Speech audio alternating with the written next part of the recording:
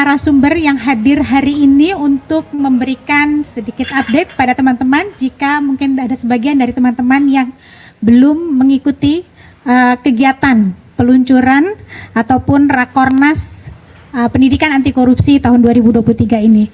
Saya ucapkan selamat pagi untuk Ketua KPK Pak Nawawi Pomolango, kemudian juga ada Wakil Menteri Agama Bapak Saiful Rahmat Dasuki. Selamat pagi Bapak, terima kasih. Kemudian ada Inspektur Jenderal Kemendagri Bapak Tomsi Thohir Balau. Terima kasih Pak Tomsi sudah hadir, dan juga Inspektur Investigasi Kemendikbudristek Bapak Lindung Saud Maruli Sirait. Terima kasih Bapak.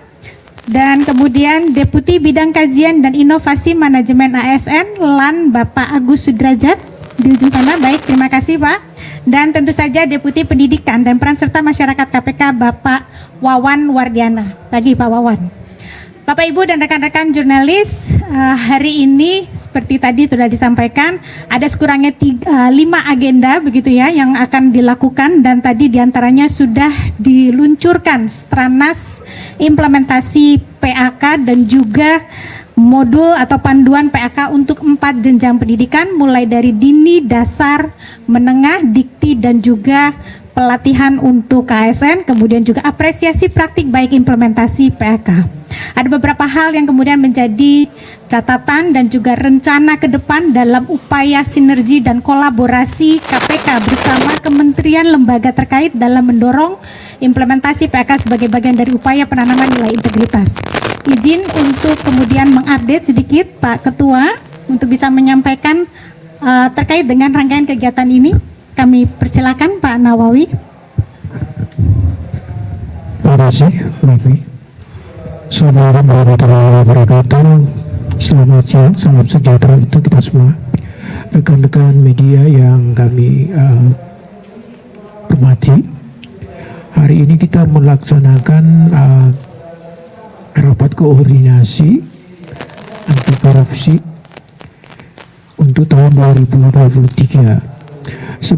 Bagaimana kita ketahui bahwa tugas-tugas Komisi Pemberantasan Korupsi yang kita uraikan dalam 3 bentuk strategi pemberantasan korupsi yang kita namai dengan Trisula pemberantasan korupsi, yaitu ada dari pendidikan anti korupsi, kemudian pencegahan dan penindakan.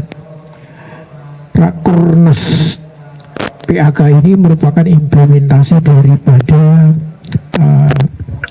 SULA pendidikan anti korupsi yang menjadi tugas daripada Komisi Pemberantasan Korupsi. Ini kita menyadari bahwa program pendidikan anti korupsi ini tidak mungkin dilaksanakan sendiri oleh Komisi Pemberantasan Korupsi.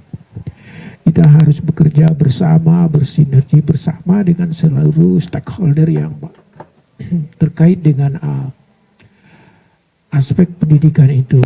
Tadi disebutkan satu persatu dari Kemendagri tentu saja, termasuk LAN, karena pendidikan anti korupsi ini juga tidak hanya kepada mereka dari usia dini, tetapi juga sampai pada tingkat negara yang dimana LAN menjadi ujung dari pembinanya di situ. Seperti itu barangkali pengantar dari kami mengenai pelaksanaan giat Rakornas PAK 2023. Barangkali nanti bisa kita sampaikan hal-hal yang ini dari barangkali hal-hal yang ingin ditanyakan oleh teman-teman media. Terima kasih. Baik, terima kasih Pak Ketua. Sebelum saya ke narasumber yang lainnya, Pak Deputi mungkin ada yang ingin ditambahkan? Ya, jadi terima kasih teman-teman media.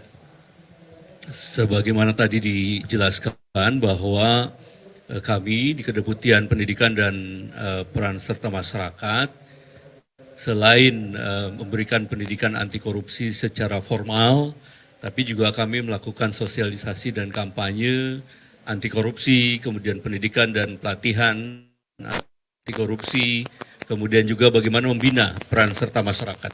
Karena sebagaimana diungkapkan tadi bahwa tiga sula itu termasuk pendidikan tidak mungkin hanya dilakukan oleh KPK sendiri. Oleh sebab itu kami mendorong peran serta masyarakat. Seluruh masyarakat bisa berkontribusi di dalam pemberantasan korupsi ini, khususnya untuk bidang pendidikan ini. Oleh sebab itu pada hari ini kami juga mengundang teman-teman kami, mitra kami dari Kementerian Dalam Negeri, kemudian yang mempunyai kewenangan bagaimana mengatur di pemerintahan daerah, karena pendidikan untuk dasar menengah itu ada di bawah pemerintahan daerah. Kemudian juga dari Kementerian Agama, ada Pak Wamen di sini, karena untuk madrasah-madrasah itu di bawah Kementerian Agama. Kemudian juga untuk perguruan tinggi itu lewat Kemendikbud Ristek, itu juga kita bekerja sama. Kemudian juga untuk aparatur, ini juga termasuk di dalamnya, yaitu dari teman-teman dari LAN. Kami bekerja sama sepenuhnya dengan mereka bagaimana pendidikan anti korupsi ini bisa diimplementasikan dari mulai usia dini sampai juga sebagai aparatur. Harapannya tentu saja dengan berkolaborasi, bekerja sama ini, maka ini akan menghasilkan ke depan adalah para generasi yang anti korupsi, termasuk juga para pejabatnya yang anti korupsi. Saya kira itu tambahin. Baik, terima kasih Pak Deputi Pendidikan Peran Serta Masyarakat KPK, Bapak Wawan Wardiana. Berikutnya saya boleh dapatkan tanggapan terkait dengan peran, sinergi, dan kolaborasi yang telah dilakukan dari kementerian lembaga terkait. Yang pertama kami mohon kesediaan Pak Wamenak, Bapak Saiful Rahmat Dasuki. Silakan Bapak. Terima kasih. Kami dari Kementerian Agama tentu menyambut baik dan selalu mendukung usaha-usaha yang dilakukan oleh pimpinan KPK, salah satunya dari dimensi pendidikan tentang pendidikan anti korupsi ini. Ada dua hal yang kami lakukan. Pertama adalah internalisasi pendidikan anti korupsi itu sendiri kepada anak-anak didik yang ada di kami dan pendidik, termasuk tenaga pendidik yang ada di kami di tingkat madrasah, mulai dari Rodotul Atfal, Ibtidaiyah, Sanawiyah sampai Aliyah, kan di perguruan tinggi Islam, keagamaan negeri. Kami lakukan internalisasi. Yang kedua adalah juga membentuk ekosistem pendidikan anti korupsi itu sendiri dengan memberikan mata ajar dan membingkai semua stakeholder yang ada di dalam bagian dari ekosistem pendidikan itu sendiri.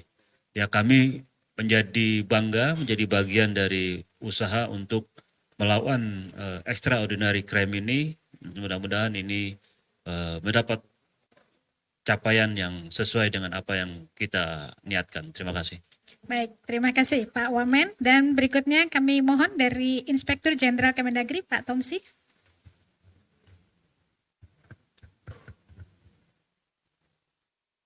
Terima kasih. Dalam kesempatan yang berbahagia ini, kami mengapresiasi atas capaian yang telah dicapai oleh Deputi Pendidikan KPK, di mana ada 3 provinsi sudah tersosialisasi dengan baik dan bisa melaksanakan kegiatan pendidikan mulai dari dini, SD, SMP, dan SMA melalui muatan lokal. Perlu kita ketahui bahwa muatan lokal ini dapat ditambahkan pelajaran ini dengan tidak mengganggu sistem pendidikan nasional. Dan tentunya atas restu Bapak Ketua, pada pagi hari ini kita akan memprogramkan, memasifkan yang tadinya hanya 3 provinsi, diharapkan dalam waktu dekat bisa ke seluruh Indonesia. Karena program ini tentunya sangat-sangat penting menanamkan sejak dini berkaitan dengan moralitas dan hal-hal untuk mencegah terjadinya korupsi.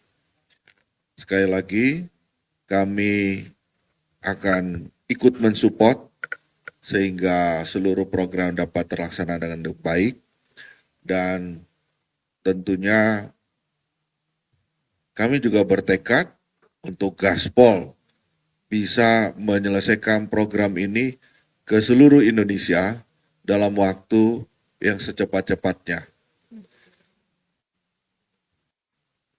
Kami ikut senang, ikut berbahagia pada pagi hari ini dengan kebersamaan kita bahwa tentunya program ini bisa dapat terlaksanakan dengan sebaik-baiknya. Demikian, terima kasih. Wassalamualaikum warahmatullahi wabarakatuh. Waalaikumsalam warahmatullahi wabarakatuh. Terima kasih Pak Irjen. Dan selanjutnya kami mohon dari Inspektur Investigasi Kemendikbudristek Bapak Lindung Saud Maruli Sirait. Baik, terima kasih yang saya hormati rekan-rekan media. Dari Kemendikbudristek sendiri sangat apresiasi, bahkan sebenarnya kami sudah melaksanakan ini beberapa waktu, bahkan dari sebelumnya, yang mana program pendidikan anti korupsi ini sudah dimulai dari pendidikan dasar PAUD. Ada 410.000 satuan pendidikan yang dibidangi oleh Kemendikbudristek, mulai dari PAUD sampai Dikti, dari Sabang sampai Merauke, yang kami juga sudah membuatkan modul, membuatkan kurikulum, mengelaborasikan agar pendidikan anti korupsi ini sudah sampai mulai dari pendidikan dini. Dari rentang banyaknya satuan pendidikan, ada 410.000 lebih, kami tidak akan mungkin bisa bekerja sendiri. Untuk itu kami juga berkolaborasi dengan Kemendagri, karena untuk SD, SMP, SMA itu di bawah pemerintah daerah secara kewenangan, namun secara kurikulum pendidikan itu ada di kementerian, dan kami harus berkolaborasi dengan Kementerian Dalam Negeri untuk kami dapat bekerja sama dengan pemerintah daerah. Dan ini sudah jalan, ini sudah kami lakukan, dan semoga dengan bergandengan tangan dengan KPK, Kemendagri, dan kemudian mungkin dengan Kemenak juga kita bersama-sama bagaimana pendidikan anti korupsi ini dapat efektif dan dapat terlaksana dengan baik, dan semua masyarakat dapat memahami dan mengerti, terutama di dunia pendidikan. Jadi sekali lagi kami terima kasih kepada KPK yang selalu mengkoordinir acara-acara ini, sehingga ini harus berkelanjutan secara terus, tidak boleh berhenti. Karena yang namanya anti korupsi ini harus terus-menerus digaungkan. Mungkin itu yang dapat kami sampaikan dari Kemendikbudristek. Terima kasih. Baik, terima kasih Pak Inspektur. Dan terakhir kami mohon Deputi Bidang Kajian dan Inovasi Manajemen ASN LAN Bapak Agus Sudrajat. Silakan Bapak. Terima kasih. Yang saya hormati rekan-rekan media, LAN sesuai mandatnya dalam Undang-Undang ASN adalah peningkatan kapasitas dan pembelajaran bagi ASN. Ya, jadi kami bersama KPK sudah melaksanakan kegiatan pendidikan anti korupsi ini sejak PNS itu akan menjadi calon PNS. Gitu ya. Jadi kita sebutnya latsar. Jadi pendidikan latsar itu sudah kita insert muatan-muatan atau materi tentang pendidikan anti korupsi sampai kemudian para calon pejabat. Ya, kita ada PKA, PKP, kemudian ada PKN 2 dan juga PKN 1, ya, calon deputi maupun dirjen gitu loh. Jadi muatan itu sudah kita lakukan. Dan yang kedua, LAN juga punya tugas sebagai lembaga akreditasi, ya, lembaga-lembaga pendidikan. Untuk pendidikan anti korupsi ini juga nanti kita akan masukkan ke dalam instrumen penilaian atau akreditasi lembaga-lembaga pendidikan, sehingga ketika lembaga pendidikan akan diakreditasi, salah satu instrumennya juga bagaimana mereka sudah melaksanakan pendidikan anti korupsi di semua lembaga atau BPSDM yang tersebar di negeri ini. Saya kira itu. Terima kasih.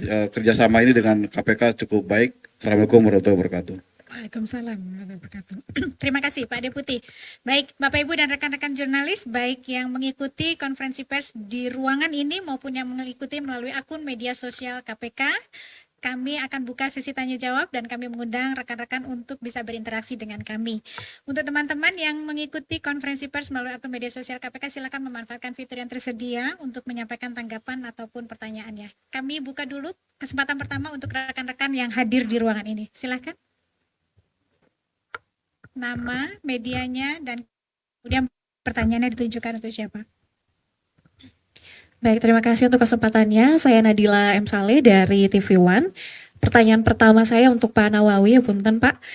Dalam sambutan Bapak tadi sempat kami dengarkan bahwa Bapak menyampaikan Bapak ragu akan kredibilitas dari KPK mengingat beberapa kasus yang terjadi di KPK, begitu Pak. Sebagai Ketua KPK yang baru Bapak, apa komitmen yang ingin Bapak lakukan agar mengembalikan kepercayaan publik terhadap institusi KPK begitu? Kemudian Bapak, kami memohon update perkembangan terbaru mengenai kasus-kasus yang saat ini tengah berjalan di KPK, baik dari kasus Pak Firly Bahuri, sekarang perkembangannya seperti apa, kemudian Pak Firly kapan akan ditahan, begitu Bapak, kemudian statusnya di KPK saat ini sebagai apa, dan kami mohon update juga Bapak dari kasus Wamenkumham Pak Edi, kapan lagi akan dipanggil untuk pemeriksaan, karena informasinya dalam minggu ini akan ada pemanggilan kembali, kemudian kasus terkait suap pemerintah Kabupaten Sorong, begitu Bapak, kami mohon update-nya lagi. Dan pertanyaan kedua kami untuk Pak Wamendak, Bapak mohon izin Pak, hari ini kan memang kita membahas terkait dengan korupsi gitu Pak. Apa komitmen dari Kementerian Agama sendiri untuk memerangi korupsi di lingkungan Kementerian Agama, apalagi sebentar lagi ini kan kita akan melakukan penyelenggaraan ibadah haji begitu Bapak, dan sebelum-sebelumnya juga sudah ada kasus korupsi yang terjadi di Kementerian Agama, apa komitmen yang saat ini Kementerian Agama lakukan begitu? Terima kasih. Baik, terima kasih untuk pertanyaannya Mbak Nadila. Teman-teman, mohon untuk pertanyaannya kita prioritaskan dulu pada kegiatan kita pagi hari ini, yaitu terkait dengan Rakornas ya. Nanti di luar topik tersebut bisa disampaikan di luar konferensi pers ini. Terima kasih. Silakan pertanyaan kedua. Selamat siang, saya Niam dari Kompas.com. Izin bertanya pertama untuk Pak Nawawi dan Pak Wawan ya. Ini kan hari ini terkait Rakornas Pendidikan Anti Korupsi ya gitu. Nah, untuk di pendidikan sendiri kita juga udah tahu lah dari dulu banyak kritik terkait metode dan sebagainya. Tapi yang ingin saya tanyakan adalah sebenarnya kalau dari KPK sendiri, dari evaluasi yang telah dilakukan, titik permasalahan di pendidikan anti korupsi itu di mana sih sejauh ini ya gitu. Kenapa ada orang yang misal dia secara wawasan, secara pengetahuan sudah mumpuni, sudah cukup terkait anti korupsi, tapi tetap melakukan korupsi, misal kayak gitu. Kenapa ada jarak antara pengetahuan dengan tindakan orang tersebut? Itu pertama. Kedua, untuk Pak Dirjen, untuk Pak Tomsi, izin Pak, kan Kemendagri mendapatkan amanat untuk membina ya Pak ya, pemerintah daerah yang jumlahnya ratusan dan sangat banyak kayak gitu. Nah, ini kan tugasnya juga tentu sangat berat, dan kita juga tahu sendiri pemerintah daerah banyak yang tersandung korupsi, terus bawahan-bawahannya juga terseret kayak gitu. Nah, pembinaan dari Kemendagri sendiri ini bagaimana sih ya gitu, baik yang udah dilakukan maupun yang akan dilakukan, terutama terkait dengan korupsi ya gitu. Terus di sisi lain kami juga mengikuti gitu ya, Kemendagri bersama dengan KPK dan instansi lain kan di bawah payung Stranas PK ya Pak. Dan itu kan sekarang kalau saya dengar sedang membangun membentuk SIPD ya Pak ya. Ya itu salah satunya kan untuk kalau sejauh ini saya dengar masih di tahap terkait perencanaan dan kayaknya masih realisasi ya gitulah. Belum nyampe yang ke laporan keuangan ya gitu. Nah, tempo hari kami ketemu Pak Pahala dan beliau menyatakan bahwa berharap banget SIPD ini bisa menjadi ya instrumen yang membantu membina kepala daerah ya gitu Pak. Nah, dari pihak Kemendagri sendiri itu bagaimana, dan bagaimana komitmen dan dukungannya terhadap pelaksanaan SIPD yang infonya akan launching pas Hakordia kalau tidak salah. Mungkin itu dulu, terima kasih. Baik, terima kasih Mas Tiam. Saya kira dua penanya dulu ya pada sesi ini karena pertanyaannya ada beberapa poin tadi yang sudah saya catat. Mungkin untuk kesempatan pertama kami berikan untuk KPK, Pak Deputi dulu atau mungkin dari Pak Ketua? Monggo. Baik, Pak Ketua, silakan Bapak. Baik, terima kasih untuk rekan dari TV One. Tadi kami tidak menyampaikan ada keraguan sedikit pun kami terhadap integritas daripada insan KPK. Yang kami sampaikan tadi adalah bahwa 2 hari kemarin saya mengumpulkan para deputi sekjen, menginventarisir segala kegiatan di lapangan yang memang harus dilanjutkan dan ada yang saya minta untuk dievaluasi di hold gitu. Kenapa ada pemikiran untuk menghold beberapa kegiatan di lapangan? Saya sampaikan tadi ada kekhawatiran dari kami bahwa musim yang lagi tak baik-baik aja di lembaga KPK itu berimbas pada peran serta masyarakat lain gitu. Ketika kita melakukan giat-giat di lapangan seperti ini. Dari forum Rapim itu kemudian kita sepakati ada beberapa giat di kedeputian lain seperti Korsum yang kita hold gitu. Yang kita pikir masih bisa kita lakukan pada waktu yang lain. Dan dari Dikpermas sendiri ada beberapa giat. Tetapi yang Rakornas ini tetap dilanjutkan. Dengan itu tadi jaminan dari Pak Deputi dan jajarannya kepada saya bahwa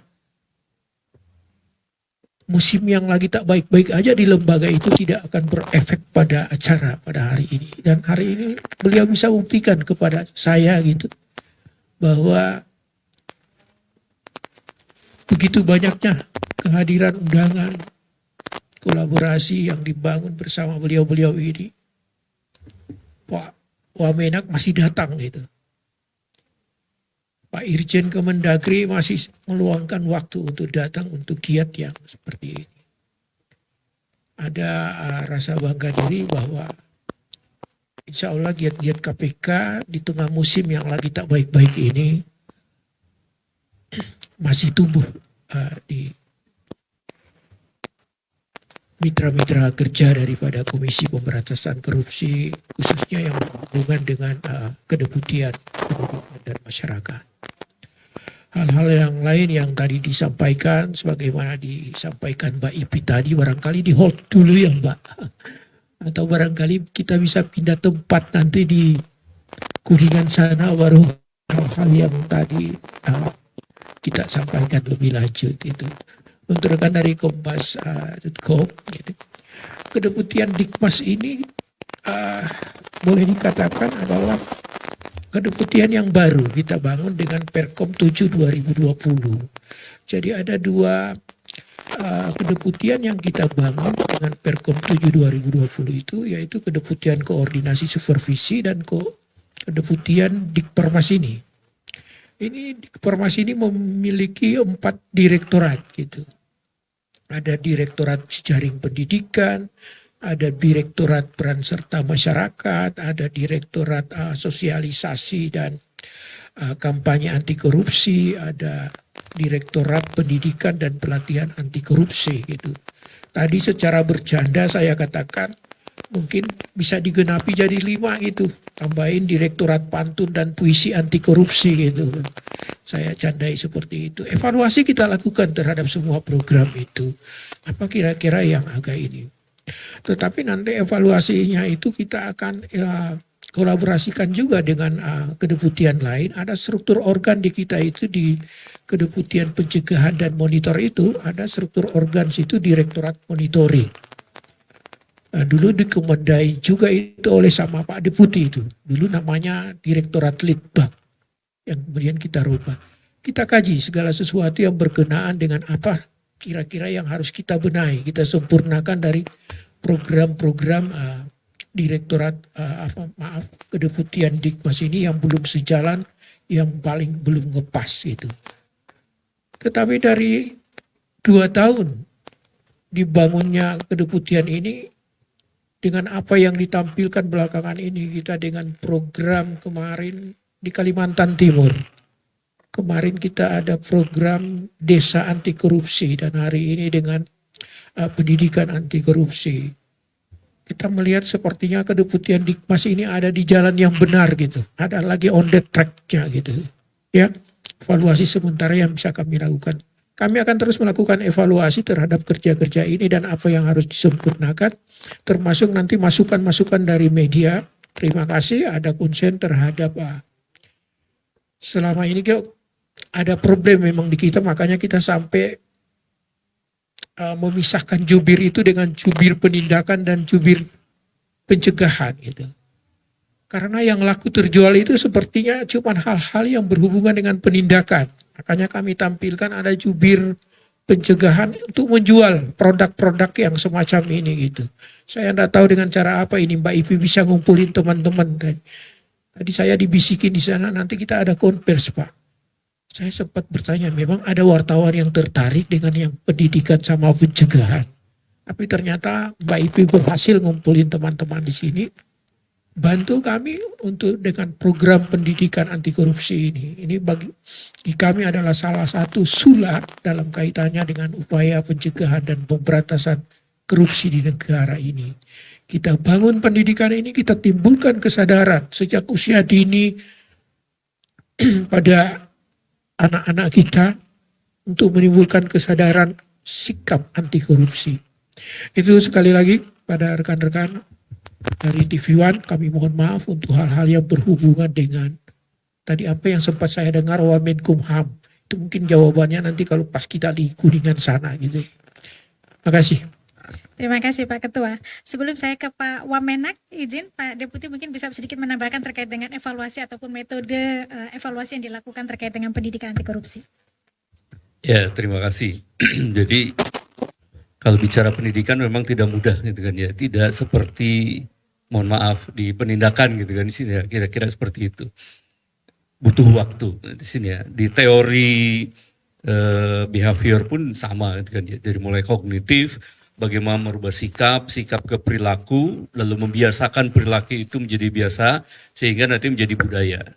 Sampai ke budaya anti korupsi ini masih jauh. Tapi kalau tidak dimulai dari sekarang ya kita juga tidak akan mendapatkan perilaku maupun nanti ke depan budaya anti korupsi tadi. Nah oleh sebab itu metode yang kami gunakan adalah bukan hanya peserta didik saja. Jadi bukan hanya peserta didik saja yang diberikan pelajaran atau mata kuliah anti korupsi gitu di sini ya ini, tetapi bagaimana dengan ekosistemnya, bagaimana dengan gurunya, bagaimana dengan kepala sekolahnya, bagaimana dengan dewannya, gitu kan ya, komite sekolahnya dan seterusnya. Oleh sebab itu, selain materi-materi pendidikan anti korupsi diberikan pada peserta didik maupun mahasiswa gitu di sini, tapi bagaimana membuat ekosistemnya yang berintegritas. Oleh sebab itu, bagaimana gurunya, kepala sekolahnya, hampir setiap bulan kami melakukan pemberdayaan pada mereka, peningkatan kapasitas para guru, kepala sekolah itu secara hybrid ya. Ada yang hadir langsung, ada juga melalui daring gitu ini. Sehingga harapannya peserta didiknya diberikan nilai-nilai anti korupsi, tetapi setiap saat dia melihat perilaku, pengalamannya, perilaku dari guru, kepala sekolahnya juga sama-sama anti korupsi gitu di sini ya. Jangan sampai peserta didiknya diberikan pendidikan anti korupsi, tapi gurunya datang selalu telat, misalnya gitu kan ya, ini ya, selalu bolos. Kepala sekolahnya ugal-ugalan misalkan gitu kan ya, dalam mengelola bos dan seterusnya. Nah ini harapannya adalah selain anak didiknya kita berikan mata pelajaran atau mata kuliah anti korupsi, tapi juga ekosistemnya. Karena integritas tadi yang dikatakan oleh siapa namanya, itu tidak bisa ditanamkan dalam waktu singkat. Tapi bagaimana menjaga integritas tadi gitu di sini dalam sebuah lingkungan gitu di sini ini. Sehingga jangan sampai gitu kan ya, siang tidak korupsi, besoknya korupsi. Atau malamnya korupsi, hari ini tidak korupsi, besoknya korupsi. Nah untuk menjaga jangka waktu tadi, antara hari ini dan besok, siang dan malam itu tadi lingkungannya harus mendukung itu di sini. Oleh sebab itu di pendidikan ini sekali lagi bukan hanya peserta didiknya saja yang diberikan pendidikan anti korupsi, mata pelajaran atau mata kuliah anti korupsi, tapi bagaimana dengan gurunya, kepala sekolahnya, komite sekolahnya, dosennya, rektornya, dekannya dan seterusnya. Ini itu menjadi metode kami. Jadi bagaimana memberdayakan mereka, meningkatkan kapasitas mereka dan sama-sama membangun ekosistem pendidikan yang berintegritas. Saya kira itu. Ada terakhir mungkin ya tadi jangan sampai kita membenarkan yang biasa gitu kan ya. Tapi coba kita biasakan yang benar. Kira-kira seperti itu. Terima kasih Pak Deputi. Jadi ekosistem pendidikannya juga penting begitu ya Pak, tidak hanya anak didiknya. Dan mungkin sedikit saya menambahkan kalau tadi ditanyakan apa alat ukurnya atau metode pengukurannya, saya yakin teman-teman juga mungkin sudah mendengar KPK punya yang namanya survei integritas pendidikan begitu ya Pak. Itu sebagai salah satu alat ukur outcome dari upaya implementasi pendidikan anti korupsi yang dilakukan oleh KPK bersama-sama dengan kementerian lembaga terkait. Baik, kami mohon Pak Wamenak untuk bisa merespon pertanyaan tadi terkait dengan komitmen dari Kemenak untuk pemberantasan korupsi. Terima kasih Mbak Adila dari TV One. Pertama, tentu kami akan berkomitmen tinggi dan terus-menerus untuk berkolaborasi karena hari ini korupsi ini masih menjadi extraordinary crime. Artinya harus dengan komitmen yang tinggi dan dengan cara-cara yang juga luar biasa untuk menuntaskan berlaku extraordinary crime. Hal-hal yang kami lakukan untuk menunjang komitmen itu, pertama kita melakukan sosialisasi dan publikasi terhadap stakeholder di kependidikan di kita, baik tadi yang Pak Wan sampaikan kepada anak didik kita, juga kepada tenaga pendidikan kita untuk selalu menyampaikan pesan dan menyampaikan sebuah penguatan melalui sosialisasi dan publikasi. Yang kedua tentu yang kami lakukan adalah melakukan internalisasi dari nilai-nilai anti korupsi kepada peserta didik kita dan kepada para tenaga pendidikan kita melalui dua hal. Pertama, dengan memperkaya bahan ajar kepada anak didik kita agar materi muatan pendidikan anti korupsi, dan juga menyusun kurikulum tersendiri tentang pendidikan korupsi itu sendiri. Yang ketiga, kita menstandarkan pendidikan anti korupsi pada satuan pendidikan di Kementerian Agama yang telah disusun dan ditetapkan oleh Kementerian Agama, mulai dari yang paling bawah sampai dengan perguruan tinggi agama yang ada di naungan Kementerian Agama. Sekali lagi, ini korupsi ini adalah tindakan extraordinary crime dan harus dilakukan dengan perlawanannya dengan yang tinggi juga, tidak dengan hal yang biasa-biasa saja. Dan berikutnya kami juga ingin menyampaikan pada kesempatan ini bahwa terkait dengan hal-hal yang pernah terjadi di Kementerian Agama, tentu ini menjadi sebuah pelajaran dan pengingat kami. Maka kalau Pak Wawan bilang kita menjaga integritas, saya menjalankan apa yang diajarkan beliau, bukan lagi menjaga tapi menancapkan, memaku integritas pada diri kami semua.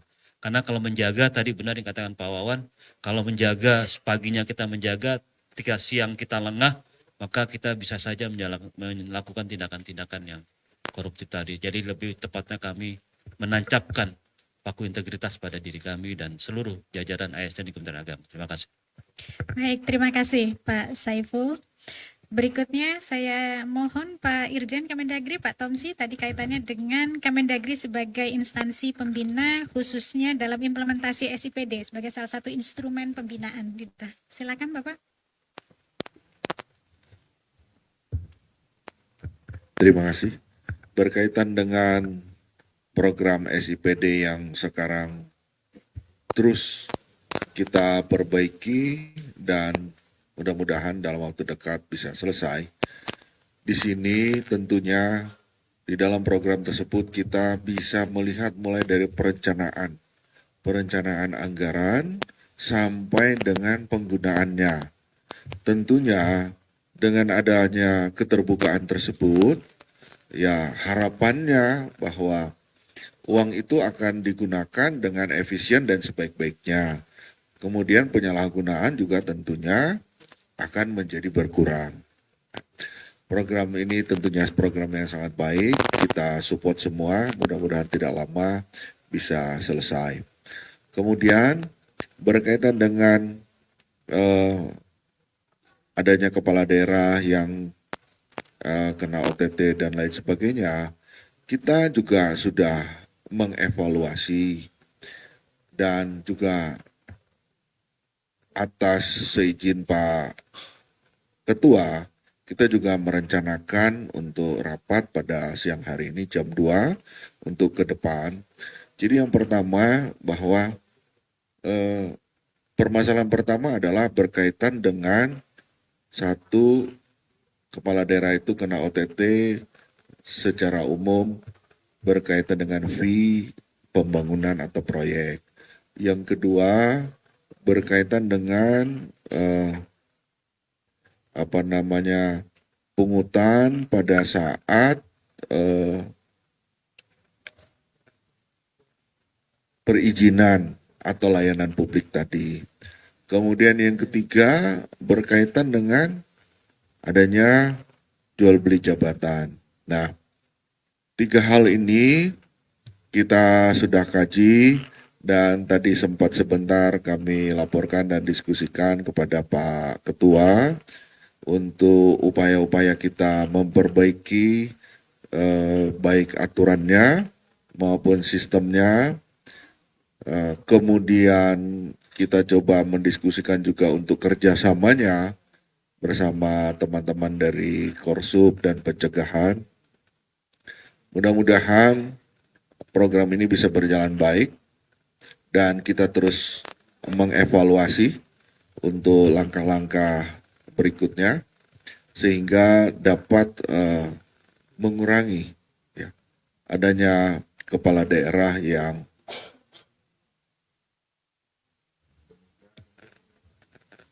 Baik, terima kasih Pak Irjen. Masih ada pertanyaan dari rekan-rekan? Oke, baik, kalau begitu kita buka satu sesi lagi ya. Silakan. Satu, pertanyaan saja. Baik. Halo, selamat siang Bapak-Bapak. Semoga pertanyaannya masih sesuai tema. Saya ingin bertanya soal pencegahan korupsi. Oh ya, nama saya Denti dari Harian Kompas.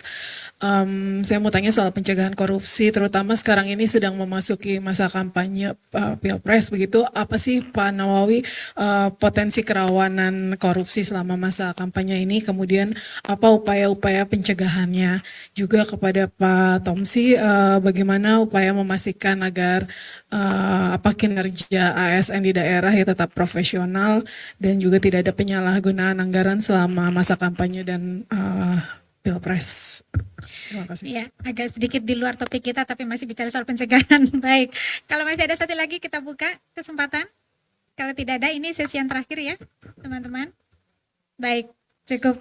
Izin berkenan merespon Pak, walaupun ini tidak terkait dengan pendidikan tapi masih dalam konteks pencegahan. Silakan Pak. Baik, terima kasih. Saya pikir juga ini masih relevan karena tadinya kedeputian Dikmas ini sebenarnya pecahan daripada kedeputian pencegahan. Ya. Kemudian kita pecah. Tugas-tugasnya pun itu terurai di dalam pasal 7 Undang-Undang 19 2019 itu tidak dibedakan mana tugas pencegahan dan mana tugas pendidikan.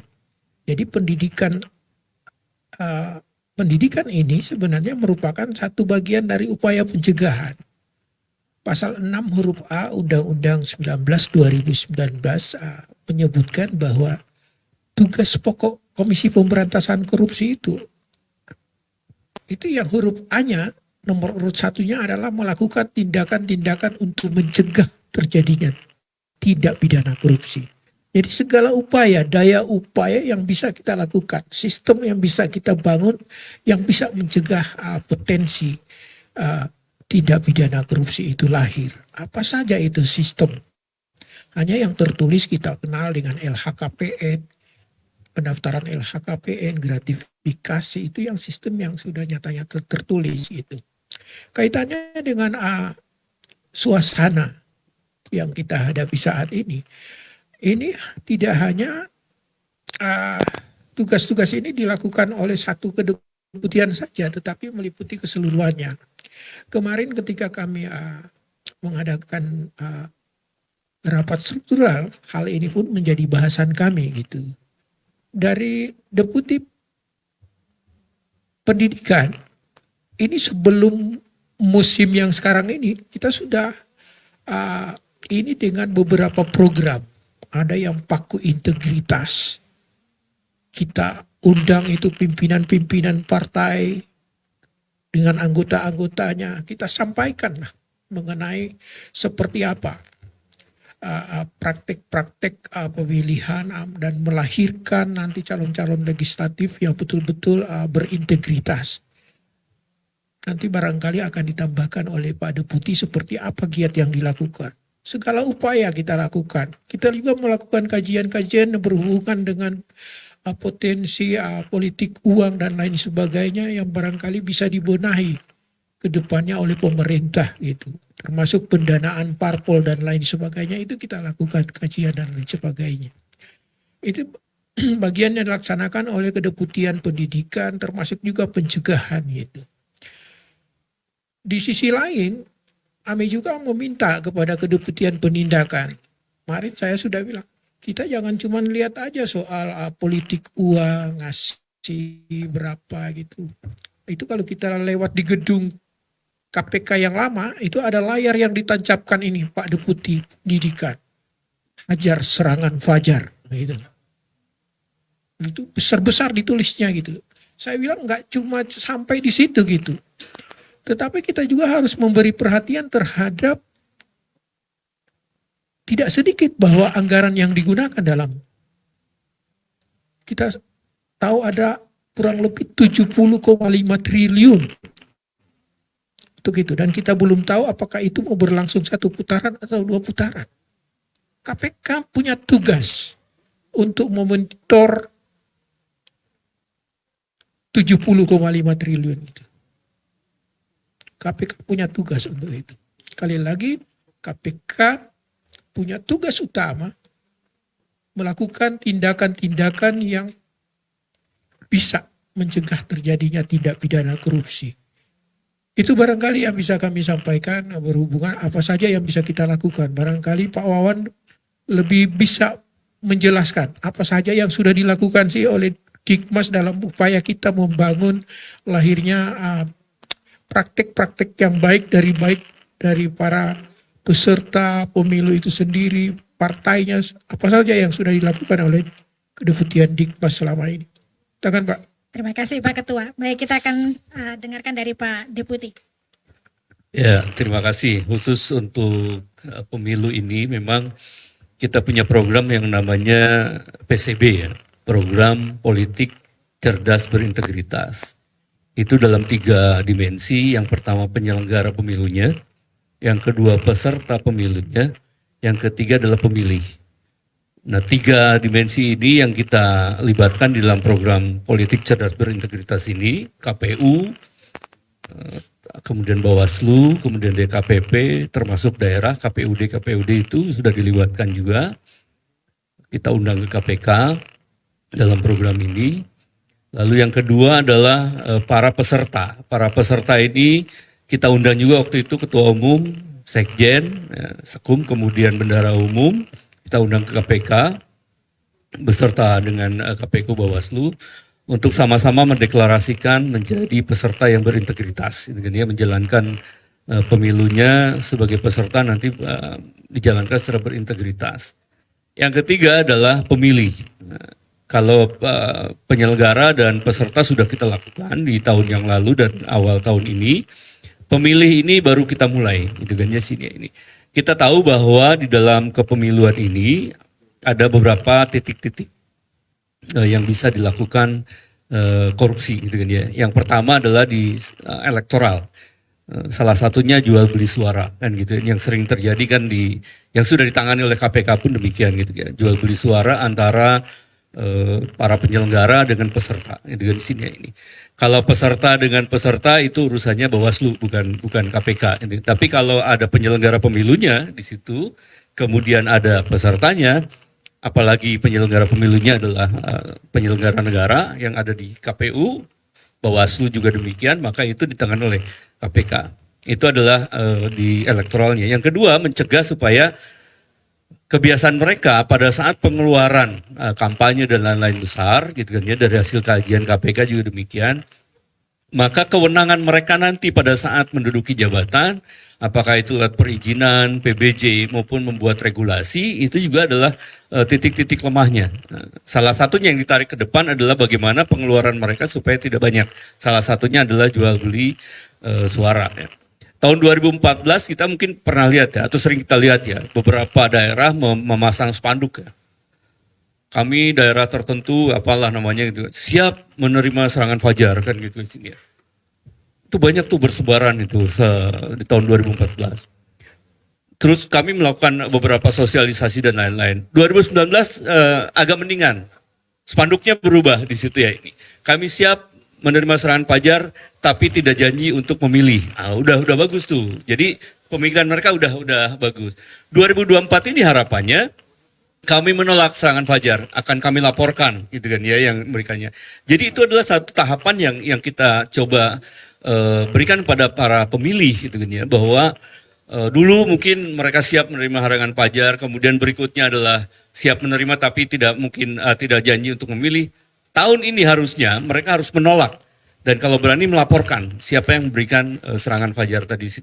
Nah, oleh sebab itu lewat program PCB ini kami menggugah seluruh masyarakat gitu kan untuk menolak politik uang gitu di sini yang kita kenal mungkin tadi dengan serangan fajar. Maka tagline kami di tahun 2024 ini adalah hajar serangan fajar gitu. Ini juga kerjasama dengan Bawaslu dan teman-teman NGO dan teman-teman yang lain di sini.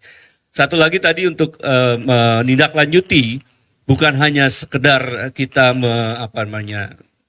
mengajak masyarakat untuk tidak menerima serangan fajar, tapi kami juga membuat dengan platform Jaga kami, maka kami bikin yang namanya Jaga Pemilu gitu di sini. Ini di platform Jaga Pemilu itu teman-teman itu bisa mengakses ke sana, kemudian ada beberapa hal yang bisa teman-teman ketahui tentang profil capres mungkin sekarang ya, capres cawapres, kemudian nanti kalau caleg mungkin masuk juga di situ, bagaimana LHKPN dan seterusnya, visi misinya seperti apa.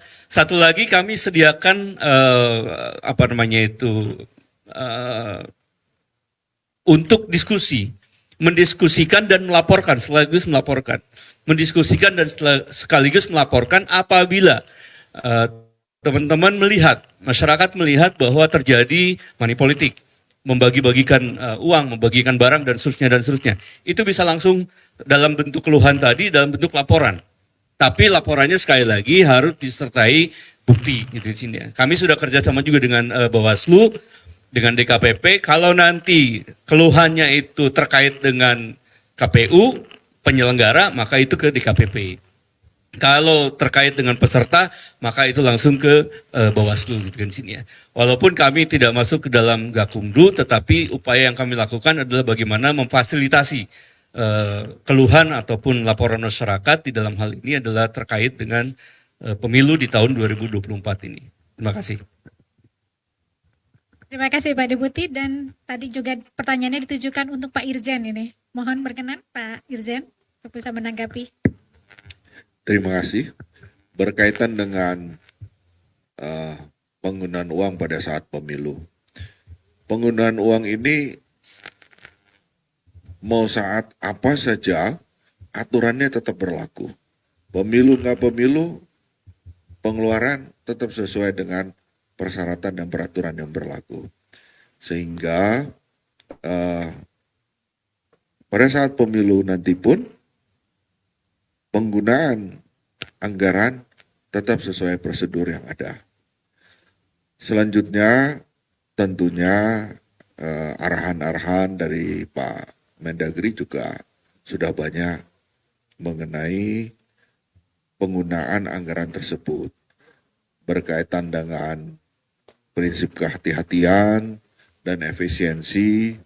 Tentunya sangat banyak sekali ya, termasuk juga mengenai perubahan terhadap perilaku penggunaan anggaran. Itu juga sudah contoh Bahkan Bapak Presiden pun mengarahkan bahwa contoh penggunaan untuk stunting pada saat itu, ya, umpamanya yang masuk ke mulut ibu hamil dan bayi yang stunting itu 2, tapi biaya rapat, biaya koordinasi, biaya pelaksanaannya 4. Nah itu kan tidak efisien. Nah itu juga kita sudah berupaya untuk terus memonitor penggunaan uang mulai dari perencanaannya. Saya rasa itu sebagai jawabannya. Terima kasih. Baik, terima kasih Pak Irjen. Rekan-rekan jurnalis, saya kira demikian tanggapan yang sudah disampaikan oleh para narasumber kita hari ini, dan kami mengucapkan untuk Bapak-Bapak narasumber, Pak Ketua, Pak Wamen, Pak Irjen, Pak Deputi, dan juga Pak Inspektur, terima kasih sekali lagi. Kami tutup dan kami mengundang rekan-rekan untuk melanjutkan mengikuti kegiatan, kita masih ada talk show ya. Terima kasih, wassalamualaikum warahmatullahi wabarakatuh.